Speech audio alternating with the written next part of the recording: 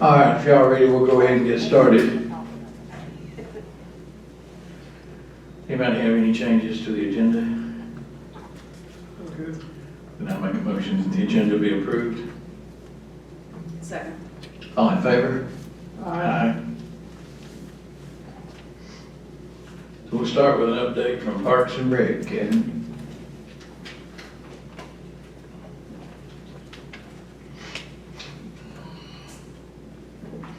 The only thing about it is, we're starting youth football this Saturday, so we'll be at home, and if anybody wants to come out and cheer them on, and we're welcome to come.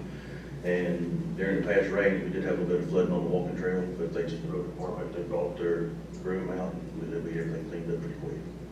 Other than that's all done. You have a 9/11 pickleball. You have a 9/11 pickleball tournament. Yes, that's right. happening. Yeah, but they're probably gonna end up moving it to the Victory Christian Center. It won't be at the park, it's gonna be indoors. That's the last I heard. Okay. Yeah.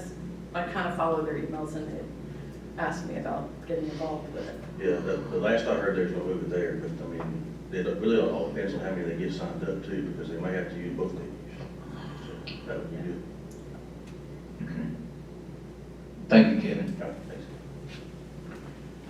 Okay, Mike is not going to be here today. He's doing some maintenance at the golf course that he's been waiting for some dry weather to be able to do, so. But he's assured me that everything's good there. Update from Public Works. Yeah.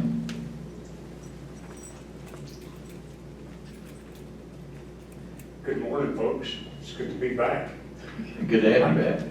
Been out for a couple of weeks, so, but I'll try to give you an update on the things that I know about and the things that I don't know about. I'll try to get you an answer. Starting out with roads and bridges, I do want to make you aware that Tropical Storm Zeta, that lady sitting right there received a check last week for how much, Sandy? $119,000. That is 85% reimbursement for our expense, road department expense. Don't know about any of the rest, but that has been accomplished. The thing that I reported to you last meeting, the Vanilla Lane Wooden Bridge, the business that caused the damage there was submitted an invoice, but they have not paid that invoice as of yet, or we don't think so. We also started the 2021 and 2020 Elmate paving. We had some redos that we had to do on 2020 Mountain Town. That was done last week, as I understand it, Charlie. And we have completed Stone Road paving, and we, weather permitting, we will be moving to Hickory Ridge, and that's a redo paving from 2020 as well. The Boardtown, the capital improvement paving, the contractor has started mobilizing equipment, but they have not started work as of yet. And I'll find out today what the status is, but weather is a big concern right now for anybody trying to do any paving.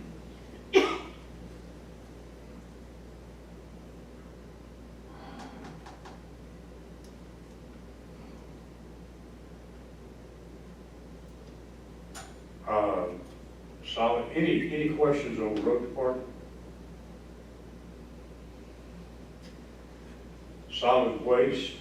Of course, you have your monthly report that we put in your packet. Our volume was down a little bit during August, but we are still ahead for the year. The lift station project, we are still waiting for the EPD minor modification permit. The last communication that I had with them, they had actually started the review of the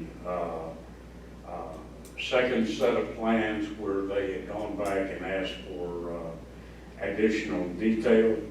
And we're anticipating that we may have that permit and approval by the end of this week. If so, we have already been authorized to advertise the project for bid, and we'll be doing that probably, if we get it by Friday, we'll be doing it next week. So. The only other thing that I have in regard to solid waste, and you have an agenda item to be discussing, is the draft of the specifications for our solid waste hauler. I do not have those specifications ready for you today. I'm hoping to have them finished and have the draft to you all by tomorrow.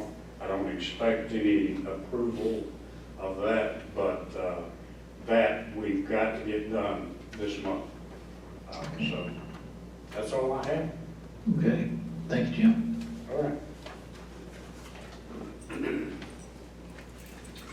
Oh, you want to update us on the swimming pool? Yeah, I think all of you have a copy of the, I've given all of you a copy of the preliminary drawings. I just received those yesterday.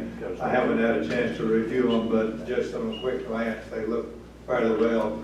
And so we should be getting engineering drawings as far as structural and specs in the next week or 10 days to support these drawings. So is there any questions on the design of the pool, so to speak? How far are we from bidding? As soon as we get specs and structural drawings, and I'm saying we would be very close, and of course we'd have to review that. But Who's doing that? Lloyd? That's the, Georgia Gunite is doing this, but they have engineers working for them that's doing this, so Okay, there that's will be good. stamped drawings. okay. And we will be able to use those specs Yes. to bid. Yeah. Okay. Are we bidding it with and without the lap pool? My understanding is that y'all decided that we would bid it both ways with, Just want to make sure we. I mean, not the lap pool, but the diving well. The document, Yeah. not the one. Okay. Anything else? Thank you, Lloyd. Well, you said I can see these numbers larger in your office. Is that where you have? Oh, you have, okay. I could just make some notes. No, Read yeah. it and read it if you don't mind. Thank you. Actually cheap. Save you a trip. Oh, I can have this one? What's that? Oh, sweet. All right, thank you. Karleen, Yes. you were right. They posted last night the schedule for the pickleball tournament. They are using the full course too. They didn't post it at 10:30 last night, so I wasn't aware. And I think I'm on that page and they, anyway, so they said if weather was good. Yeah, so they'll be using both sides, the Christian Center and on application. Gotcha. So that's kind of in honor of 9/11. Yes. Pickleball across the United States is doing it all day, pickleball. It's like a pickleball marathon. Right. Right. So, little. Okay. Discussion and possible action of American Recovery Plan. About the only thing new on that is we've got a request to equip Courtroom D, which is the probate magistrate courtroom, with the items that have already been put in the other courtrooms that would allow them to do have virtual court. I've asked Judge Johnson to get some quotes to me to see about how much we're talking about. And this would definitely be something that would qualify under this American Recovery Act money. So that being the case, when the time comes to allocate some of that, I would say that we would want to, in my mind, we would want to use that money rather than any other funding. I know that, this is sort of on topic, but not, ACCG was doing a training, I don't know if either of y'all were going Thursday in Ringgold. Did y'all get that email? I'm not able to go, but I thought it was with, can't remember the gentleman. Yeah. I'm sorry? Patricia County. Right, are you able, anybody able to go? I'll have to check my calendar, I don't really remember. Okay, it was an email we got, must have gotten before the email. I remember the email, I just don't remember whether I had a conflict or not. I had to look at my calendar to see. Okay, I just didn't know if either of you had seen it or planned on going, but it was a training with them on some updates they have. It looked like a good class, but I wasn't able to attend. Okay, do we have anything else for American Recoveries? I think that was it. I'm aware of. Okay. All right, moving on. And at some point, we'll probably either maybe in the October meeting or even if we have a special call at some point down the road, I think we're getting to the point where we're going to want to start looking at allocating some of this. We've let the other counties kind of do their thing for a while. Discussion and possible action on changes to the road paving list. David, I know I've asked this before, but I just got to ask it one more time. What's the point of that list? Historically, it was added probably maybe in 2008, 2009. And it was just really to help the county identify zones or areas that needed road improvement. Yeah. And to establish a priority so that citizens would be able to participate or at least have knowledge as to the targeted areas and could offer insight and comments on that. It really was just to put it out there so that the community and those that are in attendance would be able to have some input. Well, they're having input. It's not a hard, fast rule, and. It actually is. It's in our. It's in the charter. It's in the charter. Well, no, when I say a hard, fast rule, once you put it on the paving list, it doesn't necessarily have. Oh, yeah, yeah. That's what I mean. Now, it is something that is required within the charter, but in as much as, if you identify it, doesn't mean that it's going to be. Right, and we've always been clear with people about that, But in the charter, it's only required one time a year. April 1st. And somehow we have continued it on, but it only requires one time a year. yeah. And that's what we did in the past, but, Well, I don't see any reason why we can't, all these requests, we can just put them in a file, one time a year we can add them. Because it's pretty clear that nothing's gonna happen in the year that they're added, so. No, but I kind of like it, Okay, well, because it puts something in front of me and you, yeah, as far as, Well- work that needs to be done on a particular road. what I would suggest then is we'll start a list of when people ask to be placed on it. And we'll have, let's see, who could be keeper of the list? Here, she is the, I think all heads are looking this way. So if anybody asks for a road to be put on it, let Ms. Damon know. So, okay. The list is really meaningless, what we're saying. Well, it's only meaningful in the sense that we can't pay one unless it's already on the list. But being on the list doesn't mean you get The paid. false hope, yes. Yeah, and I've always, every time anybody's ever asked me about getting on the list, I've always been very clear to them. It doesn't mean your road's gonna get paved, and in fact, it doesn't mean that you go to the bottom of the list and start working your way up. It just means you're on there if we ever decide that road needs to be paved. And we decide to pay one that's not on the list, we put it on the list. So, Yeah, anyway, that's true, but when people call wanting their road paved, Well, one of the things that we've done to the list, we've expounded on the list in that we show you and the citizen those that have been done, what year they were done, and how they were done, and things of that nature. And so it has meaning, I think, as far as road paving and stuff like that is concerned, but it only requires that we do it one time a year. okay, that works for me if it does, y'all.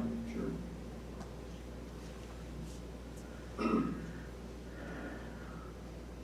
Okay, that brings us to our zonings. First one is Highland Springs Farm from R1 to A1. And I believe this gentleman is wanting to add this to his 162 adjoining acres that are Ag 1, and the use of it would be just agricultural use. So I'm fine with it. Same. Okay. Next item is Pleasant Valley Baptist Church from R1 to P1 Public Institute for additional space for their cemetery. I'm good with that. I'm good. I guess there were no, yeah, I'm fine. The next two, the first one is for our Appalachian glamping. The first one is to move from R1 residential to A1 agricultural. And that would be the extent of that one. The second one then, if it becomes agricultural, would be for conditional use for glamping. As far as I know, we have not received anything from any court saying that they either do or do not have covenants. Is that right, David? And I don't see how we can proceed on that without that. Now, we probably can proceed on making it A1 if we want to do that, but as far as a conditional use, I think that would just have to be tabled until such time as they get this thing sorted out in court. So the question I have is, do we want to even proceed with the R1 to A1 on Planning and zoning denied the conditional use, is that it? right? They did, yes. Does it, Was it based on thinking that they had a, It was based on the fact that there could be no demonstrated evidence that there were or were not covenants. We've got one side saying there are covenants that do not allow this. The other side says those covenants have expired. And it looks like they've actually got lawyers on both sides saying, yeah, they're valid, no, they're not.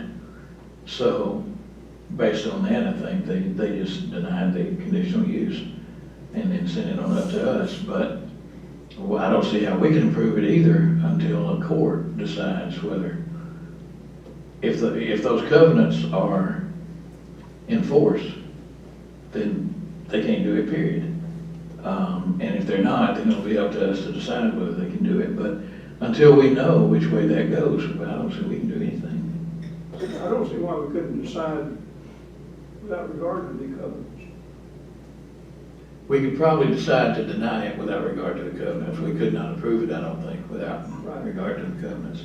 So we could do that, yeah. And I'd be good with that. I'm good with that. Chairman, I do have not anything in writing yet, and I expect to get it today, but it's my understanding, unless I get word differently, that the applicants have possibly sold that to some of the neighbor properties, and that it is requested that it be split. If what I'm being told is correct, they'll want to buy it in halves, and if it's A1 zone, they would not be able to do that. They'd have to go through the rezoning process again. Can I let you know before tomorrow if I get something in writing from the applicant to that effect? You can, although I think there's a pretty good chance it may all be denied anyway. And that's okay. I just knew that if it were to be approved for the A1 zone, Yeah. and then they sold it, and the people that Just- were buying it wanted to split it, they wouldn't be able to. That's correct, just let us know. So then we need to deny the A1 as well. Then we need to deny the A1 as well. Well, if they're buying it to split it and not, and they don't want conditional use, there's no reason, Why would you yeah, just, there's no reason why we would want to make it A1, that would just prevent them from doing that. So we either table it or deny it. Karen, I don't know what the best way is there. I think the simple way would just be to deny both and be done with it. that's fine, or they could withdraw their request. Yeah. Well, we can't withdraw because the public hearing's been held. Okay. Okay. Fine. Okay. All right. Last one is Sean Elliott. Roseville Lane from R1 to C1. He would like to build an 1,800 square foot structure to house his grading equipment and business.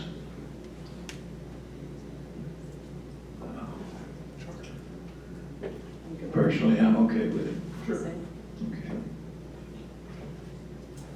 Which brings us to citizens wishing to speak. Anybody that would like to speak on any topic?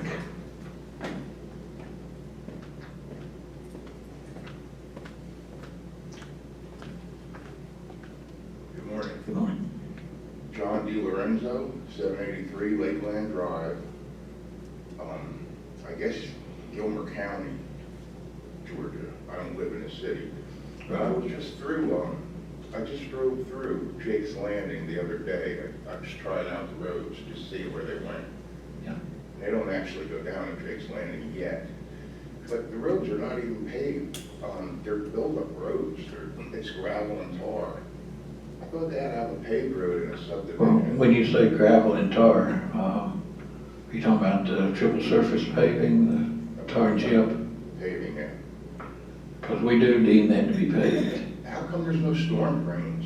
No curbs, no storm drains? That's a pretty big subdivision. I know when the Oaks went up over here, A.S. Stover went in there. I worked for Andy West at the time. And we put curbs and storm drains and everything else. And these guys got a huge subdivision right on Carter's Lake, right on the river. And there's no drainage at all. It doesn't make any sense to me how that can be approved. Karen, you want to address that? They should put the bill on that. Oh, yeah. And have to pay for it. If they want to build a subdivision and make money on it right there, Yeah. they should have to pay for it, by God. I agree. And, yeah. And then another question for the road guy that I just have that just bugs the heck out of me is the signage on passing lanes. Like it says, right lane goes away. Well, you're in the right lane and there's people from out of town passing you like a son of a gun. And you're running out of lane and you're in the right-hand side and it says keep left. And if you go left, you're cutting somebody off into the other lane. And I'm just wondering, why doesn't the left lane go away and not the right lane? Sir, your question needs to be directed to Georgia DOT, because State road. those are state roads. I understand, okay. Okay, We need to talk to them because, I'll give you a phone number. thank you, I would appreciate that because it's so wrong, because they run you off the road every time. I understand. But anyways, that was my question about the storm drains and stuff. I don't know why they're not held to that, because really, they're making a fortune. And that's just stupid that they don't have to foot the bill for that. Yeah. Karen, can you address that for us, please?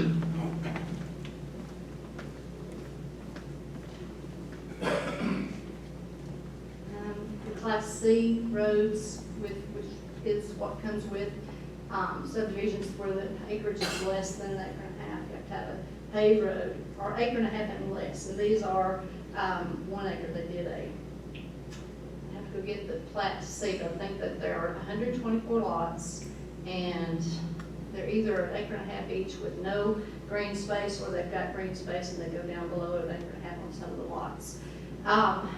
If I understand it correctly, the curbs and gutters and all are required when the roads are dedicated to the county. But when they are not dedicated to the county, there's nothing in there that requires them to put them in. Okay. And these will be private roads, county's not gonna assume responsibility for them? Yes, they're Class C. Class A and B are the ones that are dedicated to the county, but these are Okay. Class C. And there will be asphalt at the end. Okay. All right, thank you. Anybody else? Yes, ma'am. Kimberly Reckless, I live in Gilmer County. This is an issue that I saw, the issue of being the runoff that we saw down at the skiing lake down at 136 recently, the silt runoff becoming an issue. Obviously, our water resources are very important to us here, not to mention the eyesore, and who knows what the long-term effects are of silt runoff into our water. So that was, I understand, dealt with and addressed, but what we're witnessing, that John was getting at, up on 282 at Jake's Landing, is a repeat of that, only in a more disastrous, larger scale, in that runoff is taking place and going into Carter's Lake. I don't understand the ecosystems to that extent, rudimentary, basic understanding, but I can't imagine it doesn't have an impact. I think basic silt control is a reasonable expectation of any developer in our area. And for us to ask for somebody to, I don't know whose responsibility it is, to go and take a look at these subdivisions periodically to make sure they're complying with at least the basic silt control requirements, which I believe are, those are standards, state standards, if not federal standards, depending upon the water source, so the water, who owns that water. So that's my concern. I'd just like to know, I'd like to have you all look into or establish some kind of a periodic, if it doesn't exist, review of what's being done to address runoff and silt. We can do that. Our code enforcement officer is also our APD certified representative here. And we can ask him to go check that out. This is the first I've heard about it, but we can certainly ask him to check that out. And there are APD guidelines over and above county that have to be abided by. So should this be a citizen initiative, or should it be an initiative that's kept by the government here? Because, I mean, we could be citizen watchdogs all we want to, but ultimately it comes down to you all. And I know you don't know about things, you can't do anything about it. Yeah. So I think what John is doing, and a lot of us are doing, is saying, hey, look, there's issues out there that you all aren't being, Yeah. is not being reporting. Exactly. To you. And now that you've made us aware of it, we do have people that do that thing, that sort of thing, and guidelines, and we'll get them on it. Thank you, because I am going to be watching, I'm sure John will. Oh, I had no Dana doubt. will as well. Thank you. Karen, They're wrecking my recreation. Yes, sir. Karen, They have dumped on me. doesn't our code enforcer go out and check neighborhoods periodically? He does. So there is something in place. I was out there actually yesterday, the day before myself, and I did not notice the silt fence, and I usually do look for it, but anyway, it's a good thing to double check, but there is someone in place to do that, Kimberly, just to let you know that. I don't know if that was made clear. I think it was. It's not a silt fence that I'm I know, it's not. concerned with. It's storm drains. There's no drainage there. Everything goes right into the lake. And when people start living there, it's not gonna be just water either. There's gonna be a lot of septic tanks there. And if you look at the ground, God did not make that ground to build a subdivision on. God made that ground to protect the lake. Thank you.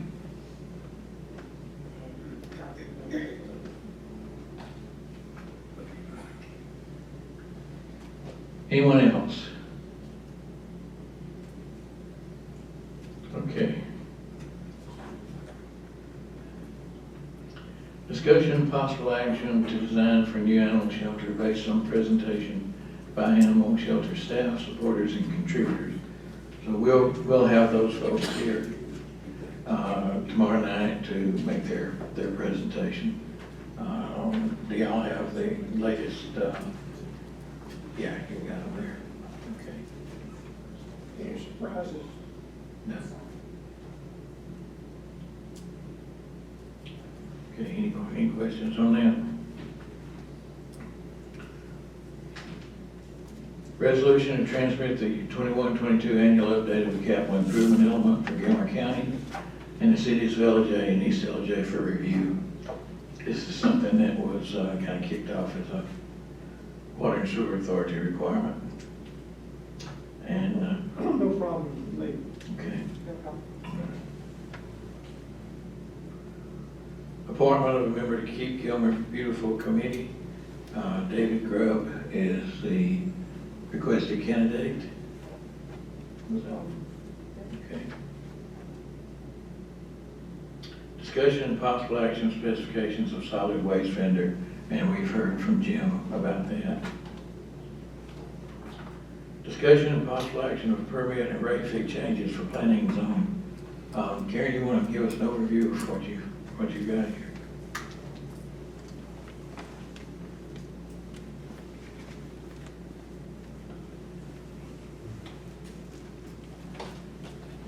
I did a spreadsheet with a comparison from all the neighbor counties. I did Fannin, Pickens, Dawson, and Gordon County, and, in some respects, our fees are quite a bit less than the neighbor counties. There were maybe a few things where we were on track or a little above, but for the most part, I think that our fees are quite a bit less than what our neighbors charge for their permitting. I would like for the department to be self-supportive. I know that the county would definitely much prefer that, and in order to get there, I do think that we need a few of these fees to be tweaked. And I want to try to do something with the notices of violation and building without permits and land disturbing without permits, and to make it to where that it's, you know it's going to hurt if you get caught. And we have a lot of good citizens that let us know when people are doing things and they don't see a permit anywhere, and we do go out and check them, and we do let them know that they've violated the ordinance, but right now there's nothing in place that allows us to find them. We can take it to magistrate court, but that's a process within itself, and so they usually just wind up paying the regular price for a permit, and that's not fair to the ones that do it the right way. And so I would like to see us put something in place that would, not be overreaching, but make it a little bit painful. Okay, based on the comparisons you have, and that was a very good job, by the way, thank you in getting that. Based on that, could you have recommendations for us tomorrow night as where you think these fees should be for Gilmer County? Yes, sir. I didn't know if you wanted me to do that, or if I need to just talk with you and see what y'all thought about the comparisons, or, just go through and make a list and, Yeah. change this to this and this to that, and let you go through it and decide what you like. Well, we've got the comparison here, and ultimately that's what'll happen. We'll kind of go through and see what we think, but we'd like your recommendation. Okay, I'll be glad to. Okay. And so Karen, just to qualify, so if there is no number, it wasn't that you couldn't find it, they have no. Correct. I pulled all of the information from their website on their permitting costs and prices, and the ones that's blank, I just didn't see anything that was in that field as a permit fee. I can't imagine that there aren't any, but they didn't have them on their website. Okay, so that may be. I might repent, and I might could just make a call to Marie and go through them with her and ask her over the phone, what do you charge for this and this and this, because it's not on the website. I would agree with you.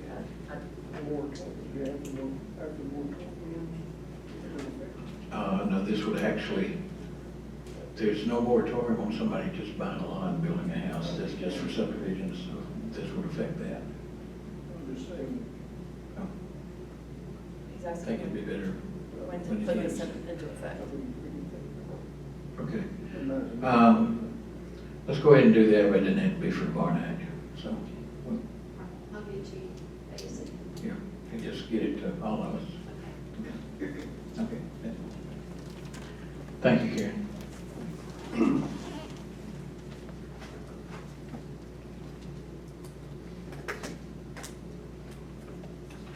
Discussion and possible action to authorize to proceed of advertisement of bids for the community outreach vehicle.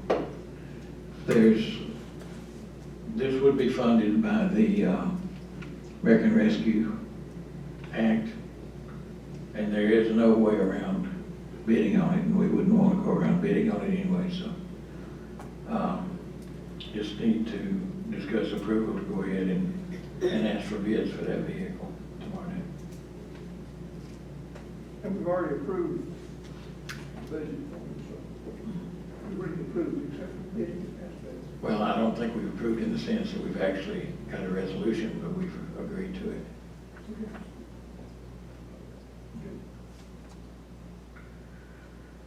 Discussion and possible action of a budget amendment. Hang on, let me get some information here. This is something that we're going to be facing in our 22 budget, and actually all subsequent budgets. We've faced it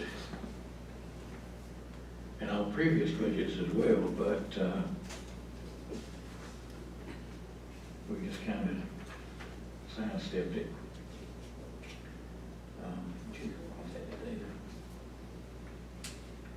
What we've got is, when we do our budgeting, and this is all the road department that we're talking about here, we determine what equipment that we can, is being requested for the budget year, and then we allocate what we think it would cost to buy each piece of equipment. And what that means is we end up with very specific budgeting here. And for instance, the motor grader, we allocated $300,000 to buy a motor grader. We don't, it's kind of an educated guess, because we would prefer to find a very lightly used vehicle rather than buy new. And, we're just not sure what we can wind up getting one for. In this case, we got a very nice motor grader, and we paid $227 for it. So we came in quite a bit under the $300,000 that we had allocated. On the other hand, some of these items below are coming in $15,000 more than what we've allocated. Overall, we're good. We don't need to allocate any additional money. It's just that the question that I have is, even though we came in, $70,000 or so less on the motor grader, I don't think that means that we can, where's this single axle dump truck, if that's $100,000 instead of $85,000, I don't think we can necessarily take the 70 that we saved on the motor grader and just put 15 more with the dump truck, because that dump truck was budgeted at $85,000 specifically. What I think, and the only real solution I see to this, is we can come up with something like this and what we think it's going to cost and how much we need to allocate. But rather than allocate or say we want this item for this amount, I think it would be better if we say we want to buy these specific items, and here's the pot that we're buying it from. Either that, or maybe have a resolution that we can move funds up and down as we see the actual cost of these things, as long as we don't exceed what's been allocated overall. But that's the quandary that we have. Why don't we just get a list from Jim as we normally would when he needs to buy? Well, that's what this is. His estimate to buy items. That's what this And is. we'll just do a lump sum. Yeah, that's what I'm saying. I agree with that. Yeah. He'll give us what he thinks it's gonna be, but then we'll just say, here's a lump sum, Yeah. do what you can. Yeah, and that's what we've got here. So Well, and the lump sum, everything is allocated totals up to $1,067,000. So when we do it next year, we do the 1 million, but yours items. Right, but we also have to address this for this year, because it's fine on the motor grader when we're buying it for less than what's allocated. But on the single axle dump truck, for instance, where we're coming in a little more than what's allocated, you know, we don't have to come back and do a budget amendment for every single item to up it a little bit. Okay, can we word a resolution to cover this year, to amend what we've done, so the total is this amount, and you can use it anyway within the list? Should be able to, should be What able I'd to. recommend is doing as y'all normally done, is do a budget amendment, and then having the exhibit that's attached to that resolution, instead of itemizing and breaking them down individually, just put projecting the lump sum of the total of their under the 2021 capital funds for the road department equipment. That would be my recommendation. Because you've already approved your budget, you've already approved it for, based upon these single items being purchased at these estimated amounts. So what you're just going to do is regroup and take it to the top, so to speak, and make it a lump sum. So that would be essentially the same thing we would do in next year's budget anyway. Yes. We just do an amendment to change this year's budget to do the You're gonna exact word the same thing. resolution. Yeah, I'll just make it a traditional budget resolution, and the exhibit that's attached to it will show how it's being allocated. Which it won't be allocated, it'll be grouped up. How about by tomorrow night? Yeah, I think Sandy's, I don't know where the sheet came from, but, did you see it, Sandy? I got it. Sandy's got It it. came from Sandy, actually. So It came from Sandy last night. Yeah. Sometime. we'll have it ready. Good, good. One thing I would like to do, and I don't know how technical we need to get with this, but the two items on the top that are budgeted from the 2020 CARES funds, I would like to move those allocations and combine those with the items that are allocated in the SPOS fund, just so all of that's in the same place. Because you can move from general fund to SPOS, but you can't move from SPOS to general fund. So I would like to just combine those so that all of those items are coming from one fund.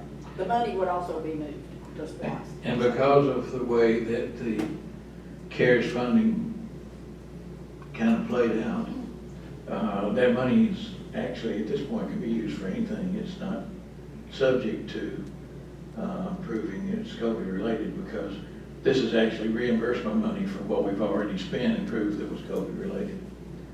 So there's no CARES Act conditional use or anything like that associated with these funds.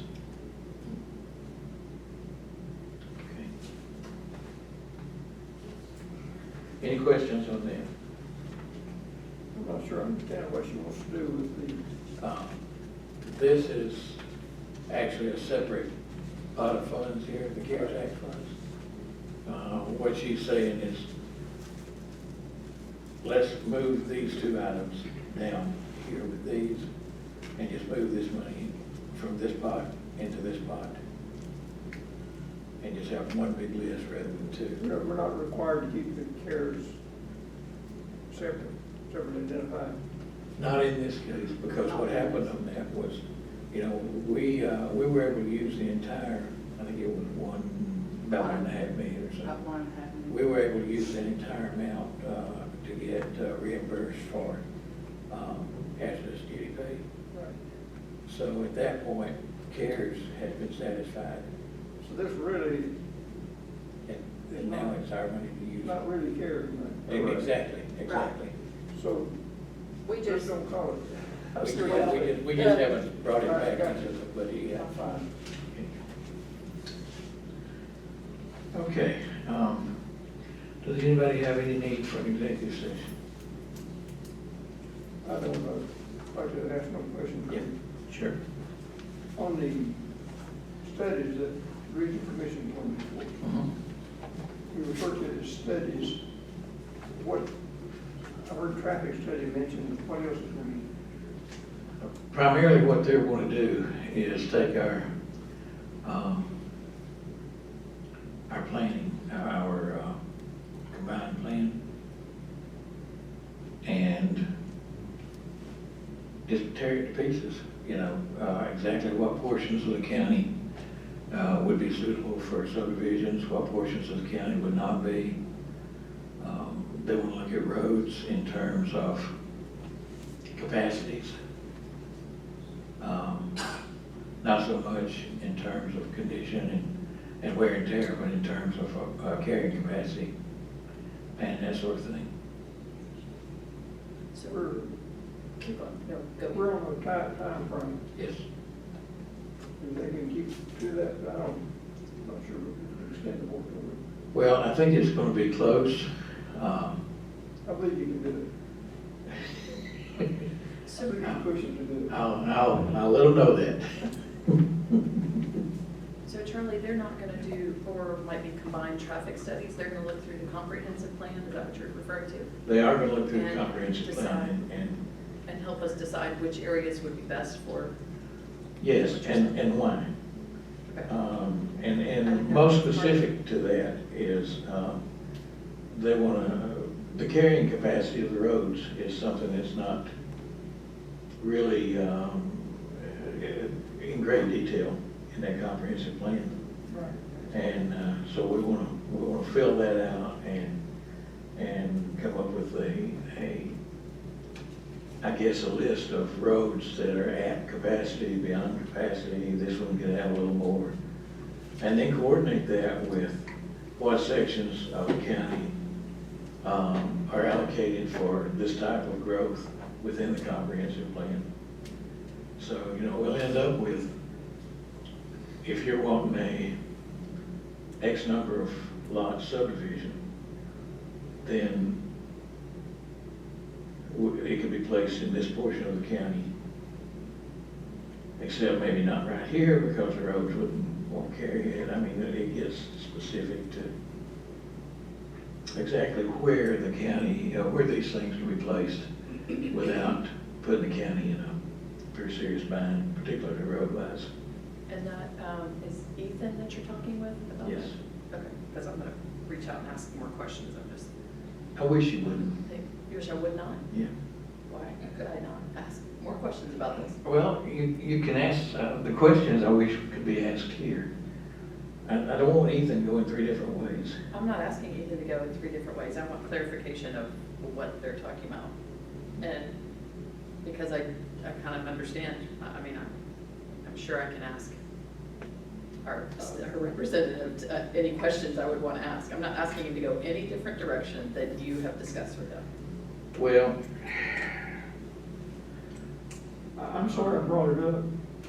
but I was I reaching think out to we're him going anyway. in the right direction, I have no problem with that.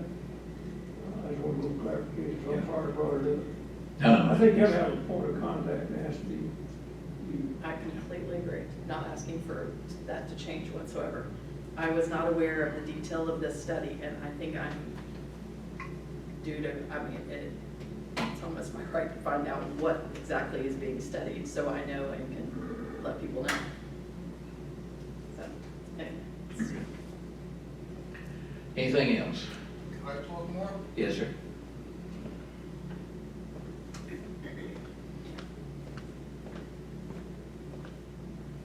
Back to Jake's Landing. If you look at that road right there, they call it Dodson Road now, it used to be Ridgeway Road. It changed to Dodson Road, and goes into Half Holt Road, which has been resurfaced. It was always a dirt road, gravel road. But the original road, where it first comes in and goes over the little creek, it's still dirt. It's a little hump right there, because it always floods there. There's a flood problem there. Well, there's a beaver problem. Beaver dam And now problem. you're gonna have a lot of people using that road. I mean, when they put all that, and the other thing, I saw the ad. My lovely wife showed me the ad the other day on a cell phone. And they're advertising you can put a camper down there. You can do anything you want. You can use it for a campsite. You can use it for a permanent living place. And I don't understand how that goes with zoning. How do you put a campground in a residential neighborhood? There's no campground. Well, what did it say in the ad? Well, the ad said, you know, if you buy a lot, bring People your... buying the land says you can put a camper there, you can live in a camper. It's not really saying you can live in a camper, but it does say bring your RV and put it on your lot and visit. And I had a conversation with planning and zoning about that, because I've seen the ad. And in Gilmer County, you can put an RV on your lot. Oh, you can? You can. Okay. You cannot put power to it. Oh, Um, no power. No power, unless you have, now you can live in an RV while your home's being built. So if you have an approved septic system installed, and you have the plans and the permit to build your house, then you can bring power out to your RV and live in it while your house is being built. Short of that, you can put it there, but you can't get any power to it. But getting back to the roads, the old part of the road, before they resurfaced it, is still pretty narrow. I mean, I see they've gone in there, that one guy that lives on the side there, I see they cut all those black walnut trees down to make it a little wider. I guess they gave him the trees, and to make him real happy, they dumped about 12 or 15 loads of mulch there for his garden, with the trees they chopped up. But that old part of the road, that's gonna have to be resurfaced too. There's no way that's gonna hold up with the traffic of Jake's Landing when they put all those houses in there. There's no way that road is gonna handle that traffic. There is no way on God's green earth. That's 400 trips per day up and down that road. 400 trips per day. I've been run off that road before with my boat. I mean, the way people come in and out of there. I'm just saying, it's an accident waiting to happen. Yes, sir. That's all I want to say. Mushy Thank you. mess.